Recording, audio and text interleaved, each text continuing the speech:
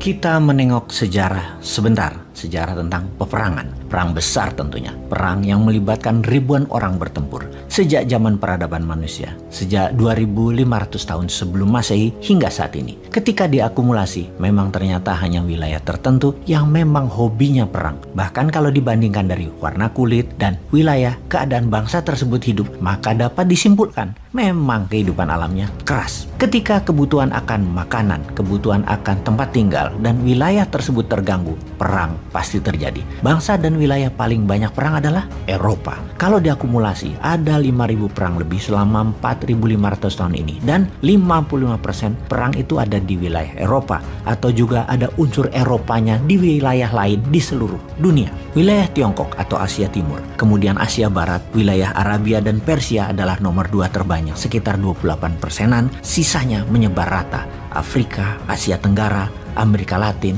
Hebatnya adalah Amerika. Perang besar di wilayah Amerika hanya beberapa kali saja. Terbesar perang saudara di Amerika Utara tersebut. Kemudian ada 50 perang yang melibatkan Amerika di seluruh dunia dalam 100 tahun terakhir. Di wilayah orang lain. Lalu tebak siapa negara atau wilayah yang top 4 berperang terbanyak di wilayah atau ikut perang di tempat lain atau menyerbu. Ranking pertama adalah Perancis, nomor 2 adalah Inggris, nomor 3 adalah wilayah Nordik sampai Rusia, dan terakhir yang nomor 4 terbanyak adalah Jazirah Arabia dan Persia. Jadi mulai kebayang apa yang terjadi di dunia ini dalam 4.500 tahun sejak adanya peradaban hingga saat ini dalam urusan perang. Ternyata secara warna kulit yang hobi berperang itu adalah kaum Caucasian alias bule. Ternyata wilayah 4 musim memang membuat mereka buas, walau dikatakan mereka sepertinya pintar akademi dan bangsa dengan banyak manner atau aturan bersosial. Bahkan sepertinya karena kekuasaan agama di banyak wilayah tersebut, penguasa tertinggi adalah para klergi atau agamawan, tidak juga tuh mengurangi perang.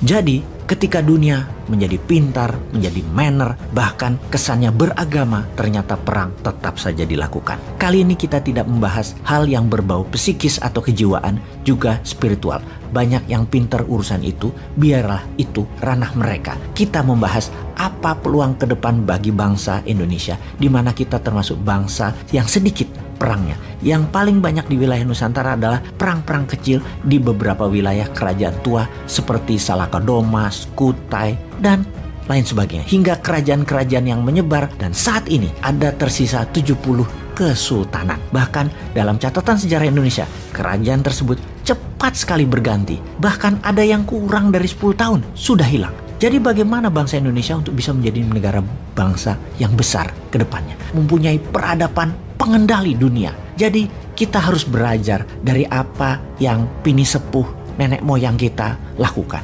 Ada 2 peristiwa besar yang menyatukan Nusantara. Pertama, oleh Majapahit yang tanpa perang bisa menyatukan Nusantara. Dan kedua, kontribusi Wali Songo di Nusantara yang juga tanpa perang mengajarkan hal yang spiritual yang membuat kita sampai saat ini menjadi bangsa yang mengenal Tuhan. Perang bukan budaya Nusantara, namun tetap menjadikan Nusantara bangsa penakluk, penentu kendali dunia.